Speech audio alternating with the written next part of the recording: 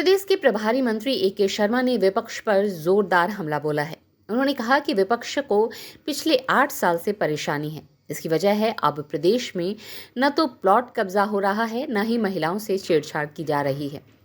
Samajwadi party प्रमुख अखिलेश यादव पर तंज कसते हुए शर्मा ने कहा कि पहले समाजवाद का नारा था, खाली प्लॉट हमारा है।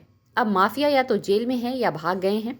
उन्होंने कहा कि कुछ लोगों ने गरीबों की जमीन पर अपनी बिल्डिंग बना ली थी। आज उन बिल्डिंगों के सामने बुलडोजर खड़े हैं, इसलिए उन्हें परेशानी हो रही है। मंत्री ने सपा सरकार पर आरोप लगाया कि उनके शासन में नौकरियों के लिए पहले से चिट्ठी आ जाती थी। इसी के अनुसार लोगों का चयन होता था, मेहनती छात्र निराश हो जाते थे। योगी और मोदी के नेतृत्व में ये परंपरा खत्म हो गई है। शर्मा ने कहा कि पहले दूसरे राज्यों में यूपी का नाम सुनकर लोग हंसते थे, अब उत्तर प्रदेश एक विकसित राज्य बनने की ओर है। वे ज्ञानपुर के BNGIC में आयोजित 3 दिवसीय मेले में पहुंचे थे। उन्होंने कई योजनाओं का लोकार्पण किया और पात्र लाभार्थियों को प्रमाण पत्र वितरित किए। स्ट्रीट बज़ के लिए भदोही से नितेश श्रीवास्तव की रिपोर्ट। मालूम है कि माननीय प्रधानमंत्री श्री नरेंद्र मोदी जी के नेतृत्व में, उनके आशीर्वाद से, उनकी प्रेरणा से, उनके मार्गदर्शन में डबल इंजन की सरकार उत्तर प्रदेश में माननीय योगी आदित्यनाथ जी के नेतृत्व में कार्यरत है। माननीय योगी जी के सरकार के सुशासन के, मैं तो यूं कहता हूं कि स्वर्णकाल, मैं इसे कहता हूं, स्वतंत्रता के बाद का भारतीय प्रशासन में, भारतीय राजनीतिक जीवन में ये स्वर्णकाल चल रहा है। उस स्वर्णकाल के 8 साल पूरे हुए हैं।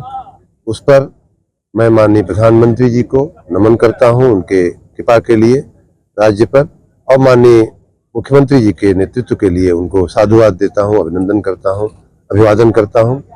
राज्य की जनता को भी मैं बधाई देता हूं कि इतने लंबे समय के अंतराल के बाद 8 साल जो सुशासन के बीते हैं, उसमें हम सब जो प्रदेश के नागरिक हैं वो एक अच्छे शासन में, अच्छी हवा में सांस ले पा रहे हैं, खुली हवा में, स्वतंत्र और शांति की व्यवस्था में सांस ले पा रहे हैं। इसके लिए मैं माननीय मुख्यमंत्री जी को बहुत बहुत धन्यवाद और साधुवाद दूंगा। विशेष रूप से अगर बात करें तो आप सबको मालूम है कि 2017 के पहले उत्तर प्रदेश की क्या छवि थी। आर्थिक दृष्टि से अगर देखें तो एक बीमारू राज्य के रूप में इसकी छवि थी।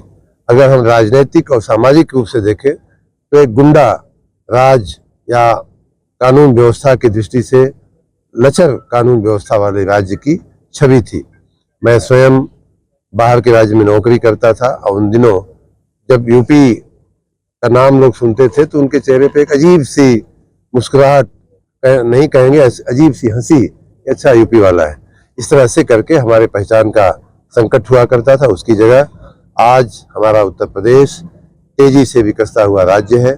हमारा उत्तर प्रदेश औद्योगिकरण की दिशा में चलने वाला राज्य बना है। हमारा उत्तर प्रदेश देश में कई मामलों में नंबर 1 होने वाला राज्य बना है। उदाहरण के रूप में देशी और विदेशी पर्यटक ऐसे नहीं आते हैं जब कहीं शांति होती है, सुशासन होता है, सारी व्यवस्थाएं, इंफ्रास्ट्रक्चर ठीक होती है।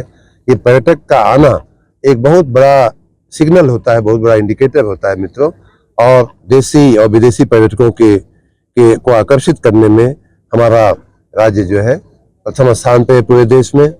लोगों को मकान देने का एक बहुत बड़ा काम स्वतंत्रता के बाद जो नहीं हो पाया था, जो अब माननीय प्रधानमंत्री जी के नेतृत्व में प्रधानमंत्री आवास योजना के तहत और माननीय मुख्यमंत्री जी के नेतृत्व में राज्य में हो रहा है। पूरे राज्य में 55 लाख लोगों से ज्यादा, लगभग 56 लाख तक के लोगों को मकान दिए गए हैं। अभी आज के कार्यक्रम में भी कई महिलाओं को हमने मकान की एक सांकेतिक चाबी, और मैंने पूछा भी उनसे कि आपका मकान पूर्ण हो गया है, आपको मकान मिल गया है? दोनों ने कहा कि हाँ, हमें मकान मिल गया है, पूर्ण हो गया है, संतोष है हमें। तो ऐसे लगभग 56 लाख से ज्यादा परिवारों को मकान दिया गया है, और उसमें भी अच्छी बात यह है कि महिलाओं के नाम पर वो मकान दिए गए हैं।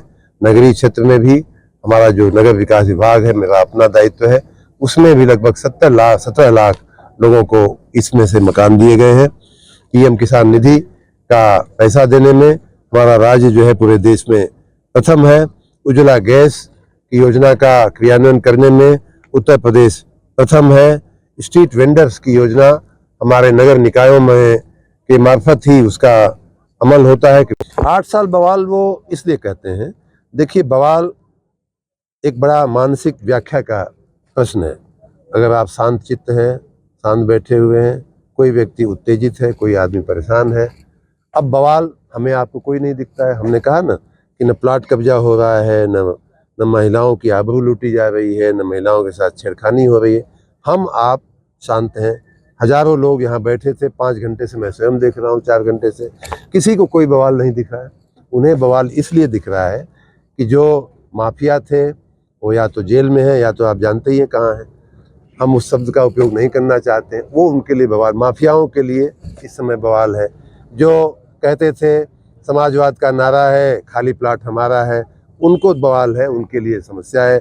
जो जिन लोगों ने गरीब आदमी का प्लाट कब्जा करके अपने महल खड़ा कर लिए थे, उनके घर के सामने बुलडोजर जाके खड़ा है, उनके लिए बवाल है। ऐसे जो गुंडे मवाली हमारे आपके साथ जीवन के साथ खिलवाड़ करने वाले लोग, जो भ्रष्ट लोग थे, उनके लिए बवाल है। यहीं भदोही, जौनपुर, आजमगढ़, मैं तो प्रयाग में पढ़ा हूँ। बहुत से लड़के उन दिनों हम जब पढ़ते थे तो पीसीएस की परीक्षाएं देते थे, आईएएस की परीक्षाएं देते थे। माँ की कृपा से हमारा आईएएस में हो गया, बहुत से लोग पीसीएस की परीक्षाएं देते थे। उनका चयन जो है ईमानदारी से, निष्ठापूर्वक, उनकी मेहनत, उनके परीक्षा में उनका जो परफॉर्मेंस था उसके आधार पर उन दिनों होता था। बीच के समय काल में क्या हुआ? बीच के समय काल में सैफई से चिट्ठियाँ आती थीं, इसका सिलेक्शन पीसीएस में होना चाहिए, इसका सिलेक्शन दरोगा में होना चाहिए, इसका सिलेक्शन डिप्टी एसपी में होना चाहिए, इसका सिलेक्शन फलाना में होना चाहिए, तहसीलदार में होना चाहिए। वो व्यवस्था ख़त्म हो गई। योगी जी ने, मोदी जी ने वो व्यवस्थाएं ख़त्म हो गई। तो ऐसे लोगों के लिए बड़ा बवाल है, क्योंकि उनकी रोजी रोटी ख़त्म हो गई, उनकी दुकान बंद हो गई भाई। उनका तो कहाँ से बवाल नहीं, बवाल ही बवाल है उनके लिए। तो मैं इसीलिए उनको बौखलाहट है, इसीलिए उनको बवाल है। और ये मैं रामकृष्ण खट्टू, सचिव बाबा बड़े शिवधाम सेवा समिति गोपीगंज के तरफ से सभी प्रदेशवासियों को और सभी देशवासियों को होली की हार्दिक शुभकामनाएं। भगवान भोलेनाथ उनके जीवन में अपार खुशियां भर दें और इसी तरीके से माननीय प्रधानमंत्री नरेंद्र दामोदर दास मोदी और उत्तर प्रदेश के मुख्यमंत्री माननीय योगी आदित्यनाथ जी महाराज के कुशल निर्देशन में हमारा प्रदेश और देश आगे बढ़ता रहे, यही हम सभी लोगों की हार्दिक अपेक्षा है।